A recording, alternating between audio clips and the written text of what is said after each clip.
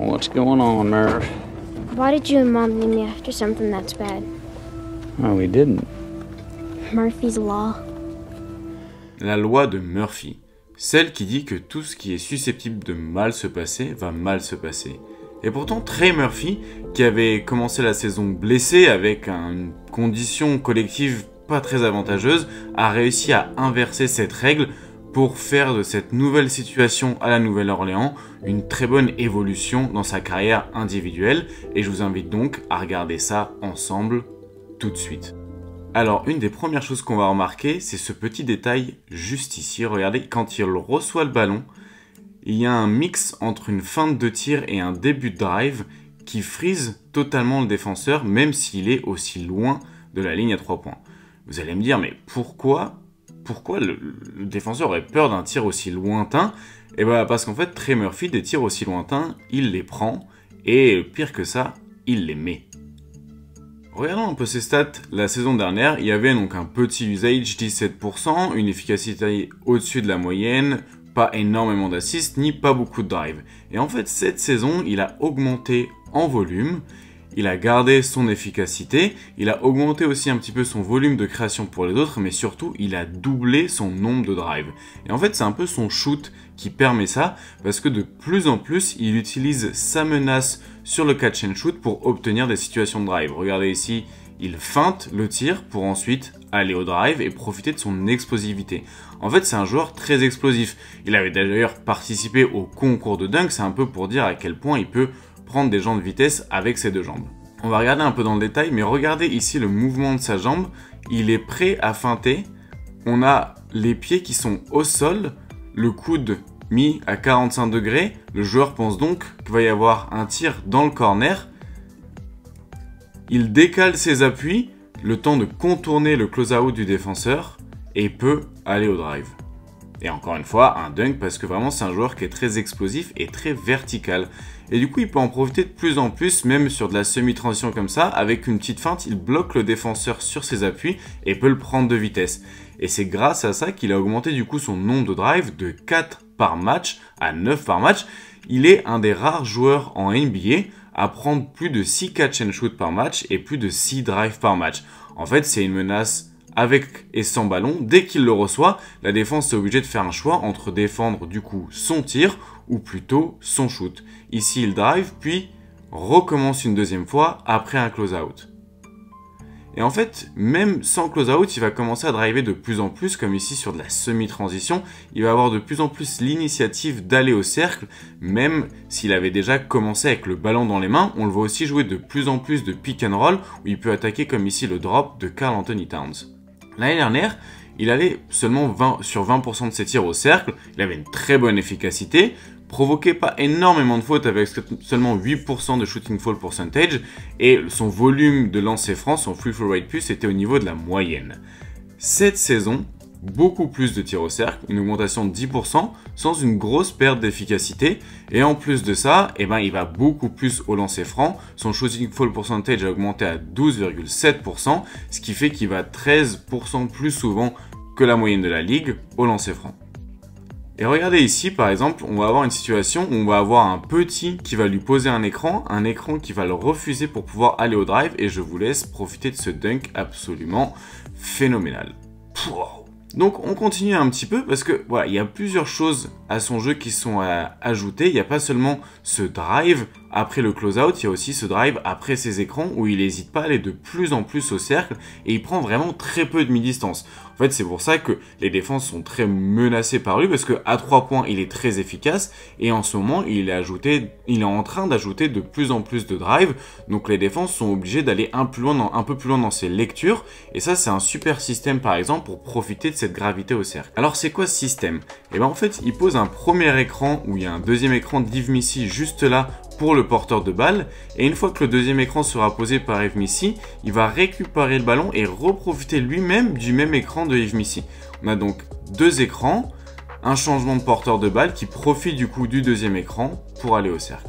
On a aussi de plus en plus de cuts, même si, à mon avis, il pourrait y en avoir beaucoup plus. Et c'est vrai qu'avec une telle menace sur shoot et sur drive, il pourrait profiter encore plus de ses mouvements sans ballon pour être une menace pour aller au cercle. Et je vous ai parlé de ses passes, et de plus en plus, il arrive à faire ce qu'on appelle un peu du drive and dime, c'est-à-dire qu'il va passer la balle au dernier moment au joueur qui est sur le dunker spot.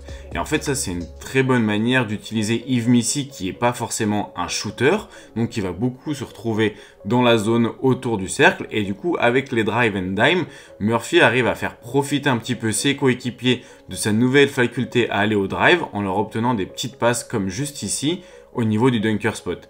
Donc il n'y a pas que Yves Missi qui reçoit des ballons dans cette zone du terrain, on a aussi potentiellement des joueurs qui vont faire des cuts et Trey Murphy va arriver à les trouver au bon moment, justement sous le panier. Et du coup, de plus en plus, on ajoute du coup du playmaking à ce joueur qui était d'abord vu comme seulement un 3&D et en fait qui est en train d'ajouter, comme on a vu, le pick and roll, mais aussi le drive et la passe en fin de drive. Et ça, c'est hyper intéressant pour son développement, surtout qu'il a le drive et donc il peut profiter de sa menace au cercle et il joue de plus en plus de pick and roll aussi avec Yves Missi par exemple. Et sur les pick and roll, on l'a vu à la finition, mais par exemple sur cette action, on va avoir un stagger twirl où il va récupérer le ballon sur un pick and roll lancé pour au final la passer à Yves Missi. Bon, alors je la refais, le stagger twirl, mais qu'est-ce que c'est? Je vais vous montrer ça tout de suite. En fait, vous avez même deux staggers sur cette action. Vous avez un premier juste ici où du coup Trey Murphy est en train de poser l'écran, le premier écran du stagger. Et en fait, Herb Jones twirl une première fois. Vous avez du coup ici Trey Murphy qui peut profiter d'une zoom action avec un premier écran et Dejounte Murray sur un end-off. Et en fait, qui va justement curler directement ici, profiter de l'écran d'Yves Missi. En fait, c'est une sorte de pick and roll sans ballon. Et ensuite, passer à Yves Missi qui est en train de couper au cercle. Donc voilà un petit peu ces deux choses qu'on voit de plus en plus avec Trey Murphy, des actions un petit peu de pick and roll, de porteur de balle, quelque chose qui est très nouveau et comme on l'a vu dans les stats en début de match, en début de vidéo je veux dire, c'est quelque chose qui se voit significativement aussi dans les chiffres. Et en fait ça c'est aussi permis parce que il n'y a pas Zion Williamson, mais c'est aussi significatif de la volonté des Pelicans de le développer, parce qu'ils pourraient laisser les ballons seulement à Dejounte Murray et à TJ McCollum, mais de plus en plus, Trey Murphy peut un peu profiter de ces ballons-là pour attaquer et faire du drive and kick aussi, par exemple. C'est un joueur qui est très intéressant en transition aussi. Il va très vite et il arrive de mieux en mieux à trouver ses coéquipiers en transition, donc de pas seulement être à la finition. Là, on a vu une no-look pass et de plus en plus, il arrive à se projeter vers l'avant, toujours faire parler son explosivité et son bon jeu de jambes qui lui permet d'aller plus vite que ses adversaires. Il est parfois même défendu par des ailiers forts, du coup ça permet d'accélérer le jeu le plus possible et que ce soit à la passe ou à la finition, il trouve de plus en plus ses coéquipiers et des bonnes situations sur ce jeu de transition. Et bon, on va pas non plus trop en parler parce que c'est un caractère de son style de jeu qui est déjà bien connu, mais son shooting est toujours aussi bon et il arrive à trouver des bonnes situations pour lui-même en bougeant sans ballon et en plus la distance avec laquelle il peut prendre des tirs est vraiment très intéressante. En fait, dans une équipe qui a aussi peu de spacing, avoir un joueur qui peut poser des écrans et ensuite popper 2 mètres derrière la ligne, c'est très utile pour des drivers, par exemple pour Zion Williamson ou même pour CJ McCollum et Dejounte Murray. Avoir un joueur qui peut tirer d'aussi loin, ça étend encore plus les défenses et du coup, Trey Murphy continue de développer un petit peu ce jeu-là avec des actions de plus en plus léchées du côté des New Orleans Pelicans où on va multiplier les spin pick and roll ou les ghost screen et les mouvements off-ball pour Trey Murphy. Le jeu des Pelicans, c'est assez intéressant à regarder jouer parce qu'il y a beaucoup de cuts et d'actions pour essayer d'optimiser les joueurs off-ball parce qu'il manque un peu de création sans Zion Williamson. Et Trey Murphy aussi développe de plus en plus ce petit jeu de création avec de plus en plus de pull-up sur son 3 points, mais il est aussi capable, comme d'habitude, de poser ses ghost screens bien connus où il fait semblant de poser un écran pour popper à 3 points et menacer la défense. On le retrouve pas mal sur ces actions où vous allez voir, il y a un premier écran du coup de Yves Missi et un deuxième de Trey Murphy. Et en fait, le deuxième écran de Trey Murphy est une sorte de ghost screen sur ce stagger où en fait, il va feinter de poser l'écran pour venir vraiment juste ici proposer une solution à 3 points. Et comme la défense est attirée par le rôle de Yves Missi et le drive, ça lui ouvre une possibilité de shoot. Nouvel exemple ici avec un nouveau ghost screen qui perturbe la défense et lui offre un tir ouvert. Donc voilà, beaucoup de mobilité, mais vous allez me demander la défense dans tout ça. et ben la défense de plus en plus, il parfois triche un petit peu. Disons qu'il fait beaucoup de paris défensifs avec ses longs bras. Parfois ça marche, parfois ça ne fonctionne pas. Je pense que c'est un défenseur sur le ballon parfois encore un peu immature, où il se laisse un peu piégé, mais de plus en plus il arrive à bien gêner les lignes de passe off-ball et il arrive à bien gêner les drives aussi. En fait, il a une longueur de bras qui l'aide énormément dans ces situations. Il a vraiment des bras très longs qui lui permettent off-ball ou on-ball de gêner les lignes de passe et les drives, et il en profite de plus en plus. D'ailleurs, c'est pas étonnant si les Pelicans étaient une très bonne défense l'année dernière, alors qu'ils étaient construits autour de Zion Williamson et Jonas Valanciunas potentiellement comme des cibles défensives en plus de CJ McCollum. Mais en fait, cette longueur lui permet vraiment de gêner off-ball, et en plus c'est un joueur qui lit très bien les situations. Du coup, il peut venir en aide depuis le côté faible et couper les actions avec la longueur de ses bras et son anticipation. Ça manque un peu de rim protection, même s'il fait partie des joueurs qui cette saison sont à plus de 1% de steal percentage et plus d'1% de block percentage.